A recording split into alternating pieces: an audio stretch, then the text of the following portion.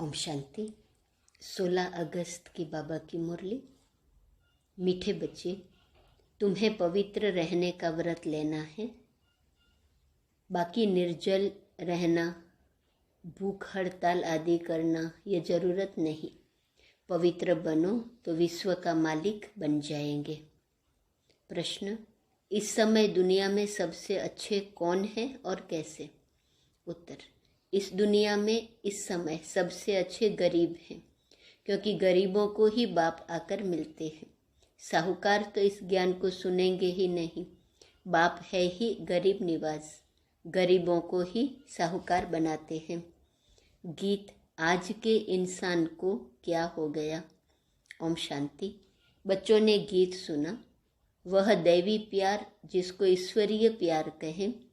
अब ईश्वर प्यार सिखलाते हैं कि कैसे एक दो को प्यार करना चाहिए। भारत में कितना सच्चा प्यार था जब सचखंड था। सचखंड किसने बनाया था? सतगुरु, सत बाबा, सत टीचर ने। अभी तुम किसके आगे बैठे हो? सच बाबा अर्थात जो सच्चा सुख देने वाला है, सच्चा प्यार सिखलाने वाला है, सच्चा ज्ञान देते हैं, उनके सन्मुख में बैठे हैं। सच्चाई की कितनी बातें बाबा ने बताई। भारत में सच्चा प्यार था जब सचखंड था। सचखंड किसने बनाया? तो सतगुरु, सत बाबा, सत टीचर। किसके सामने बैठे हो? सच्चे बाबा के सामने। जो बाबा कैसा है? सच्चा सुख देने वाला, सच्चा प्यार सिखाने वाला, जो सच्चा ज्ञान देते हैं, उनके सन्मुख बैठे हैं। झूठ खंड में तो सब झूठ है। गाया भी जाता है कि सत्य का संग करो। सत्य तो एक ही है, असत्य अनेक है। जो बाप भारत को स्वर्ग बनाते हैं, बेहद का वर्षा देते हैं, तुम उस बेहद बाप के सन्मुख बैठे हो, जो फिर से हमको बेहद की बादशाही देने आए हैं। सत बाबा एक ही है, जिसके संग से तुम विश्व के मालिक बनते हो। भक्ति में पहले पहले एक ही शिव बाबा की सच्ची सच्ची भक्ति होती है। उसको ही सच्ची अव्यभिचारी भक्ति कहा जाता है। बाबा बैठ तुम बच्चों को सारे चक्र का ज्ञान सुनाते हैं।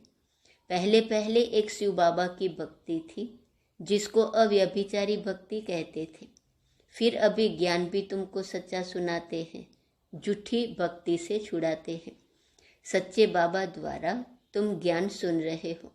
तुम जानते हो यह सत्य का संग हमको स्वर्ग में ले जाएगा। सच्चे ज्ञान से ही बेड़ा पार होता है, और जो झूठा ज्ञान सुनाते हैं उससे बेड़ा गर्क होता है। उसको अज्ञान कहा जाता है। सच्चा ज्ञान सिर्फ बाप ही सुनाते हैं।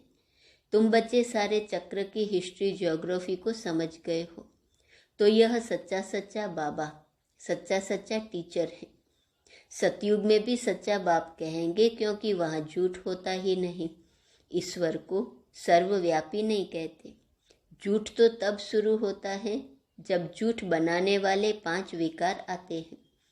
अभी तुम बच्चों की बुद्धि में है कि हम बेहद के निराकार बाप के सन्मुख बैठे हैं। यह बाबा भी कहते हैं कि हम उस बाबा के सन्मुख बैठे हैं। उनको याद करता हूँ, घड़ी घड़ी याद करता हूँ। बाबा का बच्चा हूँ न। तुमको तो इस साकार को छोड़ उनको याद करना है। हमारे लिए तो एक ही बाबा है। तुम्हारे लिए थोड़ी अटक पड़ती है, मुझे क्यों अटक पड़ेंगी? तुम्हारी नज़र इस पर जाती है, मेरी नज़र किस पर जाएंगी? मेरा तो डायरेक्ट शिव बाबा से कनेक्शन हो गया। ब्रह्मा बाबा कहते हैं, तुम बच्चों की तो मेरे पर भी नज़र पड़ सकती है, मेरे लिए तो एक शिव बाबा ही है। इस साकार को तुम्हें क्रॉस करना पड़ता है कि यह याद ना पड़े, मेरे लिए तो एक शिव बाबा ही है। तुम्हारे सामने 2 बैठे हैं, हमारे सामने तो सिर्फ एक ही है। मैं उनका बच्चा हूँ, फिर भी निरंतर याद नहीं कर सकता हूँ, क्योंकि बाबा कहते हैं तुम कर्म योगी हो। तुम्हारी बुद्धि में सारा चक्र फिरता रहता है। सतयुग त्रेता में इतने जन्म पास किए, फिर इतने जन्म लेते लेते 84 जन्मों का चक्र पूरा किया। हिसाब है न। अब कलयुग का अंत आ गया, फिर आगे नया चक्र फिरेगा। हिस्ट्री ज्योग्राफी फिर से रिपीट होती है। सतयुग में कौन थे, कहाँ पर राज्य करते थे, यह भी तुम जानते हो कि सारी विश्व पर देवताएं ही राज्य करते थे। अभी तो कहेंगे तुम हमारी हद में नहीं आओ, हमारा पानी नहीं लो। बाबा तो बेहद का मालिक हैं। बाबा कहते हैं मुझे याद करो, यह बाबा नहीं कहते। इन द्वारा निराकार बाबा तुम आत्माओं को कहते हैं मुझे याद करो, तो तुम कभी रोगी व बीमार नहीं होंगे। यहाँ तो बाप बच्चों को पैदा कर बड़ा करते हैं, फिर अचानक अगर वह मर जाते हैं तो सब कितने दुखी हो पड़ते हैं। फिर तो शरीर निर्वाह अर्थ खुद ही सर्विस करनी पड़े। यह तो है ही दुख धाम। बाप तो तुम्हें कोई तकलीफ नहीं देते हैं, सिर्फ कहते हैं मुझे याद करो तो विकर्म विनाश हो जाएंगे। बाप और वर्षे को याद करो। बच्चा जानता है कि बाप से हमको वर्षा मिलना है, तो भी अपना धंधा दोरी जरूर सीखते हैं। वर्षे के लिए बैठ तो नहीं जाएंगे। बाकी सिर्फ जो राजाई में जन्म लेते हैं वह वर्षे के लिए बैठते हैं। बहुत दान पुण्य करने से राजाई घर में जन्म मिलता है। राजाई ही संभालनी पड़े। वह राजाएं तो पतित हैं।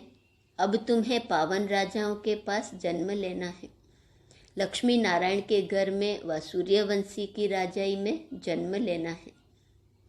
पावन राजाओं के पास जन्म लेना है। लक्ष्मी नारायण के घर में व सूर्यवंशी की राजाई में जन्म लेना है।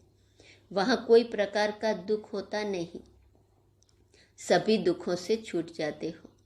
बाबा आकर धीरज देते हैं, अभी यह अंतिम जन्म है।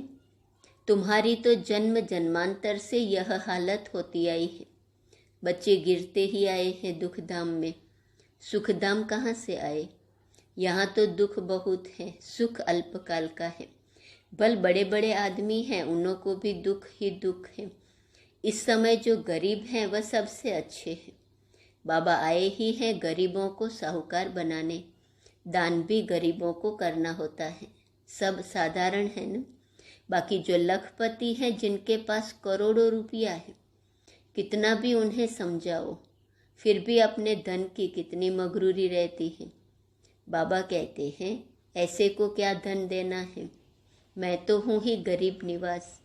ऐसी कन्याएं माताएं ही ज्ञान लेती हैं। कन्या का कितना मान है, सब उसे पूजते हैं।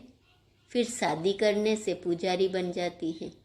हम आधा कल्प पूज्य फिर आधा कल्प पुजारी बने हैं। कन्या तो इस जन्म में ही पुजारी बन जाती है। कितना पावन है।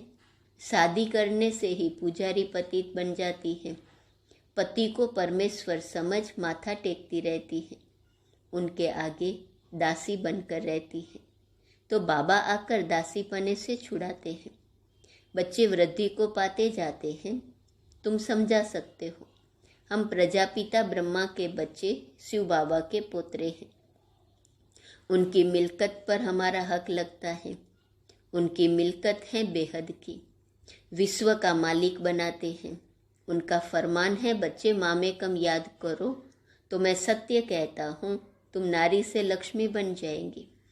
इसमें कोई व्रत नेम करना, भूखा रहना नहीं है। आगे तुम बहुत व्रत नेम रखते थे, 7 रोज खाना नहीं खाते थे। समझते हैं व्रत नेम रखने से कृष्णपुरी में चले जाएंगे। वास्तव में सच्चा व्रत है पवित्र रहने का। वह तो हठ से भूखे रहते हैं। तुम बच्चों को कुछ भी भूख हड़ताल आदि नहीं करना है।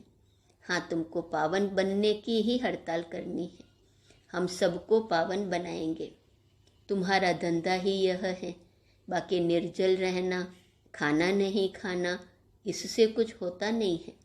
तुम सिर्फ पवित्रता की प्रतिज्ञा करो। माताओं को पति के मारने से बहुत दुख होता है। उन्हों को जाकर समझाना चाहिए कि अब पतियों का पति आया हुआ है। वह कहते हैं सिर्फ मुझे याद करो तो स्वर्ग के मालिक बनेंगे। एक कहा मुझे याद करो तो नारी से लक्ष्मी बनेंगे। दूसरा कहा मुझे याद करो तो निरोगी बनेंगे। अब का मुझे याद करो तो स्वर्ग के मालिक बनेंगे।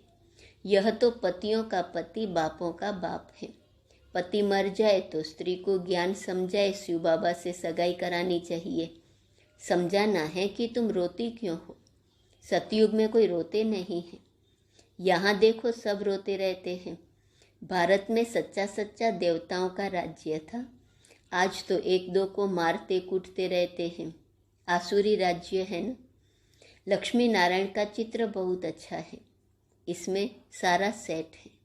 त्रिमूर्ति, लक्ष्मी नारायण, राधे कृष्ण भी हैं। यह चित्र भी अगर कोई रोज देखता रहे तो याद रहे कि शिव बाबा हमको ब्रह्मा द्वारा यह बना रहे हैं। घर में भी छोटे छोटे बोर्ड बनाकर लिख दो। बेहद के बाप को जानने से तुम 21 जन्मों के लिए स्वराज्य पद पा सकते हो। धीरे धीरे बहुत मनुष्य बोर्ड देखकर तुम्हारे पास आएंगे। तुम रूहानी अविनाशी सर्जन हो। रूहानी सर्जरी का कोर्स पास कर रहे हो। बोर्ड लगाना पड़ेगा। बोलो इस बाप को याद करने से तुमको बेहद की बादशाही मिलेंगी।